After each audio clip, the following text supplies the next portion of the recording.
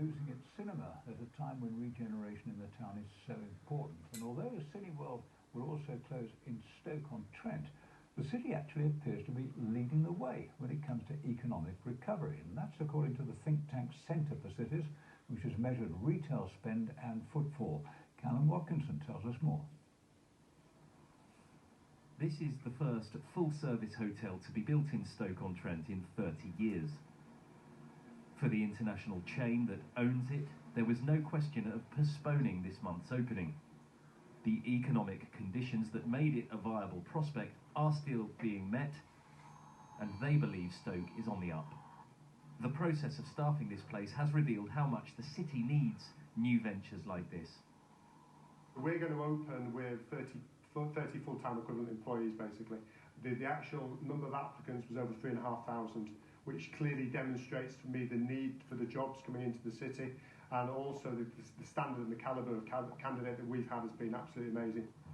So he's optimistic, and so is the Centre for Cities think tank, which has been tracking footfall and overall spend in towns and cities since the start of the pandemic.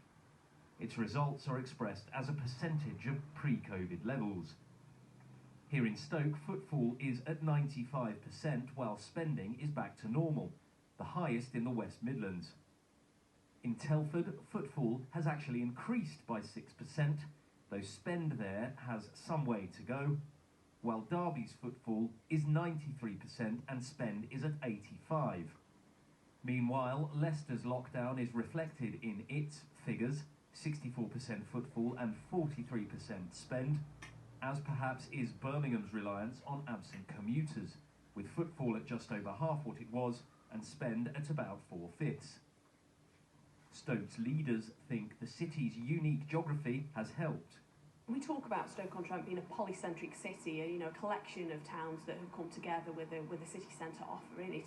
And that's been a challenge for us over the years, but actually I've got to say I think that in recovery from coronavirus it's actually playing to our strengths here. We have a strong city centre, but also offers within our local centres too. Over the summer, the City Council expedited the process of applying for pavement licences, which has enabled restaurants and cafes to take full advantage of the hot weather. This cocktail bar was badly shaken by the lockdown just 3 months after their opening. It's the outside tables that have helped them not just survive, but thrive.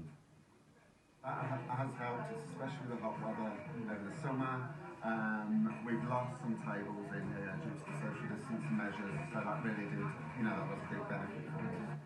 The chairman of the city's Business Improvement District praised operators for their energy and consumers for their loyalty. A city of few office blocks seems to have come into its own. We're a little bit more retail heavy than perhaps other cities. The reason that matters is perhaps in this kind of situation, the public still come into the city centre. Businesses have been hardworking, they're very quick to get their measures in place, they've been creative and innovative to be able to get through this season. But now winter is coming, furlough is ending, and eat out to help out is a thing of the past. This glimpse of a thriving city of shops and restaurants in a world where more of us work from home is a hopeful one.